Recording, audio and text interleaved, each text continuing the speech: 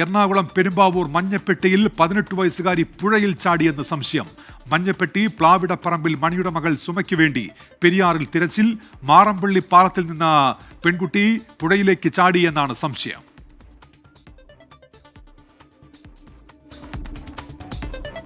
അമൽ സുരേന്ദ്രൻ വിവരങ്ങളുമായി ഇപ്പോൾ കൊച്ചിയിൽ നിന്ന് ചേരുന്നുണ്ട്. അമൽ, എന്തൊക്കെയാണ് വിവരങ്ങൾ?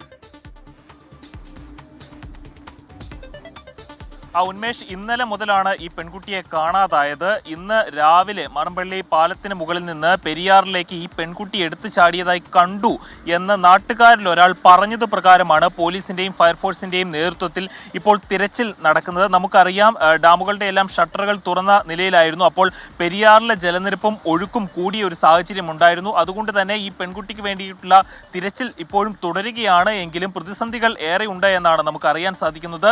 ഏതായാലും ഈ പെൺകുട്ടിക്ക് വേണ്ടിയിട്ടുള്ള അന്വേഷണം ഇന്നലെ മുതൽ ഊർജിതമാക്കിയിരുന്നു. അതിന്റെ ഭാഗമായാണ് ഈ പെൺകുട്ടി പുഴയിലേക്ക് ചാടിയതാകാം എന്നൊരു സംശയം ഉണ്ടാകുന്നതും അതിന്റെ ഭാഗമായി ഇപ്പോൾ തിരച്ചിൽ നടക്കുന്നതും.